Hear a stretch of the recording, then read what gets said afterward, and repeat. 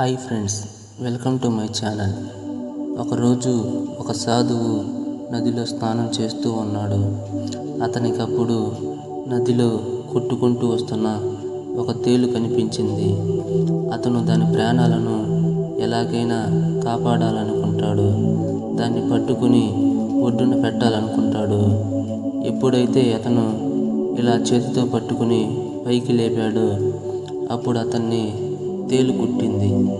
ఆ సాధువు మళ్ళీ ప్రయత్నం చేశాడు. మళ్ళీ చేతితో పట్టుకొని మళ్ళీ కుట్టింది.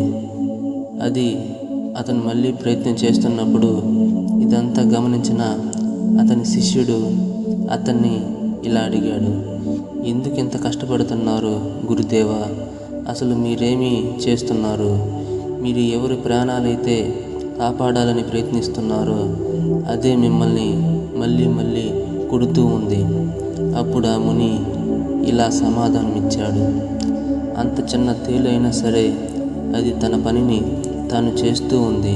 తన కర్మను ఆచరిస్తుంది. తన ప్రవర్తనను వదులుకోవడం లేదు. మరి నేను ఎలా వదులుకుంటానో చెప్పు. అప్పుడు ఆ శిష్యుడు, అంటే నాకు సరిగ్గా అర్థం కావడం లేదు, కాస్తంత వివరంగా చెప్తారా అని అడిగాడు. అప్పుడు ఆ ముని మళ్ళీ ఇలా అన్నాడు, లోకంలో కొంతమంది ఉంటారు. వారు చెడ్డవారు అయి ఉంటారు, దుష్టులు అయి ఉంటారు. ఎవరు ఎంత చెప్పినా వారిలో మార్పు రాదు. జీవితంలో ఎప్పటికీ వారు మారరు. అలాంటి వారు ఉన్నారని మనం మన కర్మని ఆచరించడం మర్చిపోకూడదు. మనం ప్రయత్నం చేయకుండా మరవకూడదు. అలాగే వారందరికీ భయపడి మనం వెనకడుగు వేయకూడదు.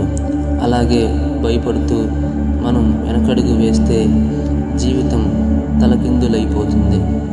ఎవరు ఏమి చేసినా నువ్వు నమ్ముకున్న మార్గాన్ని నువ్వు విడిచిపెట్టకూడదు. నీ ప్రయత్నాన్ని నువ్వు మరవకూడదు. నువ్వు చేసే ప్రయత్నమే నీ జీవితాన్ని మార్చగలదు. కొంతకాలానికి ఈ ప్రపంచాన్ని కూడా మార్చగలదు.